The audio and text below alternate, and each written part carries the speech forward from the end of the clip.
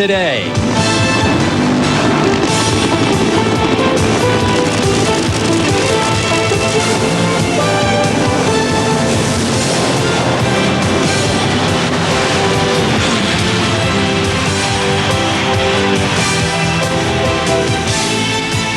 Ask any drag racer to name the most important event in the sport, and chances are high the answer would be the US Nationals. Ever since 1955, when competitors from all over the country converged on Great Bend, Kansas for the first running of the Nationals, eternal glory has been up for grabs. Calvin Rice will forever be remembered as top eliminator at that premier race. And for the next 5 years, new legends were crowned at racetracks throughout the Midwest. First, Kansas City played host in 1956, followed by a 2-year stint in Oklahoma City. But gradually, the Nationals headed eastward, spending 2 years in Detroit before landing in its current home at Indianapolis Raceway Park in 1961. In the last 3 decades, IRP has become the mecca of quarter-mile motorsports, drawing thousands of racers on a Labor Day weekend quest for a place on the U.S. Nationals Honor Roll. Hello, everyone, and welcome to this edition of NHRA Today. 1,086 race cars. Yep, this is the U.S. Nationals, and I'm Steve Evans. For drag racers, this is the Super Bowl and the World Series all rolled into one.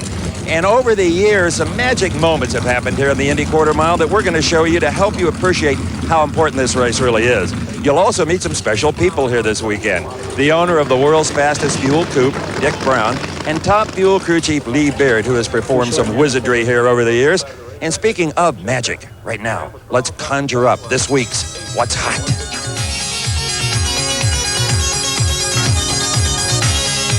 Earlier this week, an impressive collection of sportsman race cars gathered in Kentucky at the headquarters of Pyrol. Among those on hand were the Emmons gang from Texas, Tiffany Highland from Oregon, and the company's first professional entrant, Pro Stock's Mark Osborne. I can't thank him enough for trying to make us somebody out of a nobody. Another notable team gathering was held in Indy on Wednesday, as the NHRA softballers practiced in preparation for their September 16th battle against the stars of Indy cars at the Rick Mears Night of Champions. We're going to whip up on them. We whipped up on the NASCAR guys, and we're going to whip up on the IndyCar guys because I hear they're sissies. And that's What's Hot. You know, in the early days of racing here at Indy, it was not at all unusual to see smoke billowing off the slicks the entire quarter mile. Now, the only time you see such showmanship is during the burnout. And I remember a few years ago when Englishman Norm Wilding sent the crowd into ecstasy by laying down the longest burnout of the year, maybe the decade. Well, now, controlling a 5,000-plus horsepower beast with the delicate touch needed for a burnout has become a difficult task, one that requires some unique thinking, as Frank Hawley tells us in this week's Fast Fact.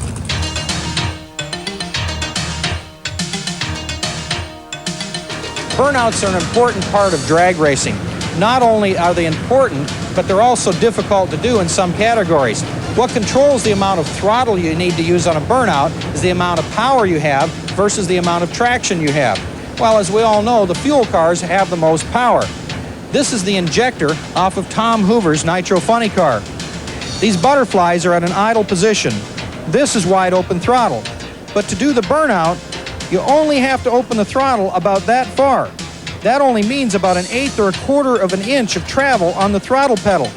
Because that's difficult, a number of the drivers have gone to throttle stops to control the amount of throttle travel they have on a burnout. But Tom Hoover's done something a little differently. He doesn't want a throttle stop. He's gone to 2 locations for the throttle linkage. This back one is the one he uses for the burnout. It slows down the ratio between the throttle pedal and the injector. Then after he backs up from the burnout, a crew member moves it to this location, which speeds that ratio up, and he can use full throttle for the run. Now, not every team has a position difference for burnouts on the throttle or a throttle stop. But I think that the faster these fuel systems get and the shorter the throttle travels get, you're going to see throttle burnout controls on more and more cars. The U.S. Nationals' reputation for drama and intensity has grown over the years due to many events. In 1978, Tom McEwen claimed an exciting funny car title just days after the passing of his young son, Jamie. And few will forget the emotional scene as he and arch rival Don Prudhomme embraced. Or 1990, when Darrell Gwynn returned to the track and the adoration of the fans following his crippling accident in England. One person who has experienced a wide range of emotions here at the U.S. Nationals is veteran Top Fuel crew chief Lee Beard. He's experienced both triumph and tragedy. Here's Dave McClellan with a closer look at one of the sport's more complex competitors. I think that it's easy for people to get the wrong impression of Lee Beard because they see that person at the racetrack, and that's a very serious person. At home or off fishing, I think I'm relaxed and much easier to get along with and a pretty easygoing guy. Lee Beard approaches drag racing with world championship experience and the intensity of white heat. He tempers his tenacity by retreating to the country's waterways. This is not the American sportsman. These are drag racers taking a few days off from a very hectic schedule. And the serenity of the surroundings gives Lee time to reflect. The absolute best thing about fishing is getting away from all of the people, all of the technology, all of the pressures of racing, getting out here, just being able to enjoy nature. Sometimes it really makes you wonder about all the technology that we've created, if it's good or if it's bad. It's my good fishing buddy, Les Lovett. How many? Zero. I'm doing about the same. But it was Beard's own technological advances in aerodynamics and electronic management systems that established him as one of the sport's premier crew chiefs. I consider myself just an average person. When I go home in the evenings and talk with my neighbors and stuff, I don't feel that I'm above anybody. I feel that I'm very fortunate to have the job that I have. Did you catch the big fish of the day? Lee resides in Indianapolis with his wife Rhonda and son Zachary. I just caught the little fish. And Zach's baby brother Nicholas. I think that Indianapolis is fast becoming the city to live in if you're involved in motorsports. You're surrounded by a tremendous amount of talented people from all different forms of racing. Here in Indianapolis, people respect you and they know the dedication and the hard work that goes into racing. And oddly, Lee's own dedication withstood the dichotomy of the sport as it played out its role in his backyard at the setting of the world's biggest drag race. Probably the most difficult race in my entire career was the US Nationals in 1991. It was there that Lee learned his former Top Fuel driver and longtime friend, Gary Ormsby, had died of cancer. The race team had been sold to the Walt Austin Racing Organization with Pat doing the driving, and I had remained on as the crew chief. Every round that we ran, there were tears in my eyes. They might not have come rolling down my face, but I felt Gary was there with me, and Gary had never won Indy. It was a big dream of his. But the vision of Ormsby's dragster in the winner's circle was blurred by a final round blower explosion. At the time, I thought that the best days of my career were behind me. But up stepped Larry Minor and Team McDonald's, and at last year's U.S. Nationals, There was no doubt in my mind that we were going there and we were going to win. And we hadn't won a Top Fuel race with McCullough up to that point. I think that in racing, sometimes it's easy to get to the top, but staying on top is very difficult. You can never sit idle with what you have. You always have to look to be better. You're watching Sky Sports. Welcome back, everyone, to Indianapolis Raceway Park. Over the years, the U.S. Nationals has been a haven of record-setting performances, particularly down here at the big end. In 1986, Warren Johnson upped the Pro Stock national speed record over 190 miles per hour. And that same year, Kenny Bernstein became the first bunny car driver to break the 270 mile per hour mark in his torrid Ford Tempo. 1 year later, Joe Amato's Top Fueler smashed the 280 mile per hour barrier, and in 1991, Jim White, driving Roland Leong's funny car, pulled a clean sweep, including a national record of nearly 288. In just 2 years, that record has increased 8 miles per hour. And the man that owns the car that currently holds it, well, he could easily be on Lifestyles of the Rich and Famous. To funny car owner Dick Brown, a day must last 25 hours because there's not enough time to accomplish everything he does in a normal day. I run a business in Conyers, Georgia, which is a full-time job for me, and then I have an interest outside of that, the cutting horse, the race team, and I've got 5 other companies other than those that are my own companies that I run at night. Brown recently sold all of his stock in Jetcore, a cardboard packaging plant that he started in 1985. The new owners kept Dick on to run the business. Our main business is what is called a sheet feeder operation. We supply the raw materials to a lot of independents in the Southeast. Right now, that business is, in terms of market share, is about 35% of the market. In addition to the converting operation that specializes in agricultural products, we have another division called Global Graphics, which does structural design work, in addition to graphic arts and all the tooling that's used by our customers, and even a lot of our competitors buy from us because it is a state-of-the-art operation and they do an excellent job. When Brown does make it home, it's to this beautiful estate located about 30 miles from downtown Atlanta. I built this place about 9 years ago and I haven't stopped building. Built the rec center after building the house. Named the place North Spoon Ranch, which was really done as a joke 9 years ago. When Dallas was real famous, they had their setting was South Fork, so I said, heck, let's just name this place North Spoon. So we sort of advertise ourselves in the area as South Fork's better half.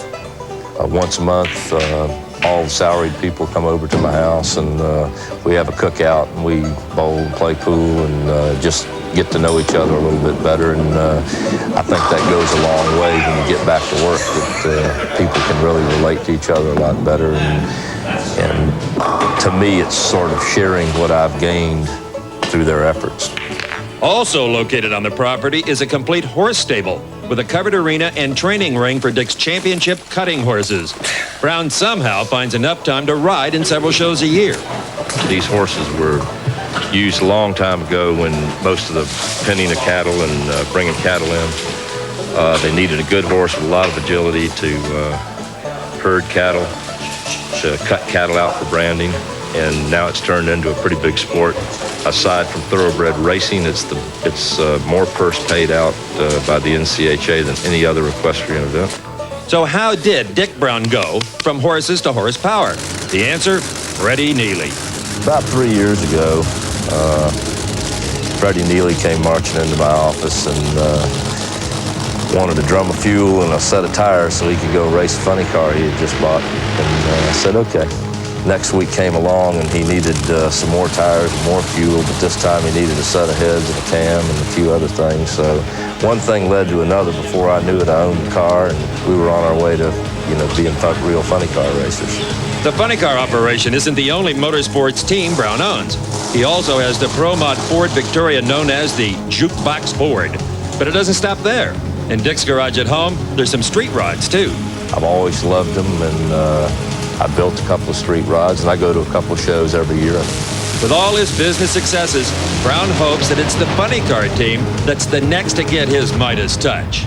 The fields are set for this weekend's 2 special events, the Whack Shop Dash for Pro Stock bikes and the Big Bud Shootout for funny cars. Here are the pairings for Saturday's Dash. John Myers will take on Lance Boyer. David Schultz will face Kerry Larkin. John Smith meets Ron Ayers, and Byron Hines has an appointment with Michael Phillips. In the funny car field, John Force's opponent is Whit Bazemore. Cruz Pedregon will meet Gordon Minio. Chuck Etchell squares off against Gary Bolger, and Al Hoffman battles Tom Hoover. We'll have results next week. This time of the year, all roads lead to Indy, especially for the sportsman racers. And the cream of the crop from all 7 NHRA divisions are on hand here. Now, last week, many of them were tuning up down in Kentucky, and Bob Fry was on hand for some intense racing. Division III can easily boast that it has two of the toughest races in the 42-event Winston Drag Racing Series. The first race in May attracts over 600 cars to Indianapolis Raceway Park, making it an early season shootout and setting the tone for some for the rest of the year. Now, the last race for the Division III racers comes in August, just a week before the US Nationals, and takes place at Beach Bend Park in Bowling Green, Kentucky. We had the highest average attendance of competitors throughout 1992 season, and we're on a record pace for participation in 93. So when you win in Division III, we're pretty proud of the fact that you've won something. Now, last season, this race was pivotal for winning the Winston Championship for both Steve Johns in Comp and Jag Coughlin Jr. in Super Gas.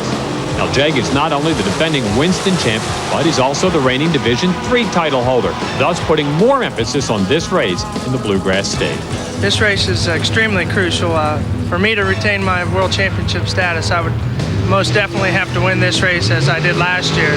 This year, Jag has found himself back in the pack. But at crunch time, Jag came through like a real champion, making it to the final round against a fellow Division III racer, Terry Eckert. And when this one was over, Coughlin had won at Beach Bend again, this time by just 1/1000th of a second. I'd probably still be a dark horse, but with this win here at Bowling Green, I think we could be in the championship hunt again for the Winston Divisional. In Top Alcohol Dragster, Chuck Baird won this race last year, and he needed to repeat on his home Division III turf to pick up some more valuable points toward the Winston Championship. Like Coughlin, he also made it to the final round, and there waiting to block was none other than reigning Winston champion, Blaine Johnson. In a tight race all the way down the track, Johnson got by Chuck at the finish line. We're basically here to block. We're kind of hoping Jay Payne would be here, but I think we're going to meet up with him somewhere down the road this year, and whatever happens, happens. One racer did clinch a title. Mark Lesser won the Super Street Division III crown by picking up his second win of the season as he beat Rick Freed. Now take a good look at these winners from Division III. Beach Bend has a reputation for making champions.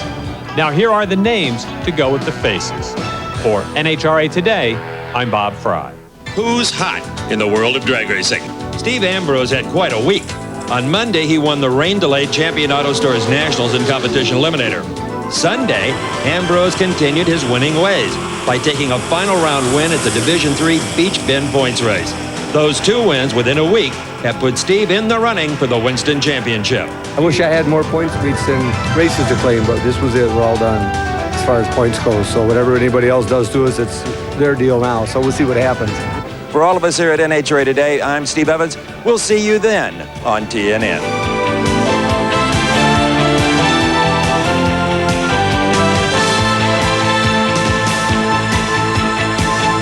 NHRA Today is a presentation of Diamond P Sports.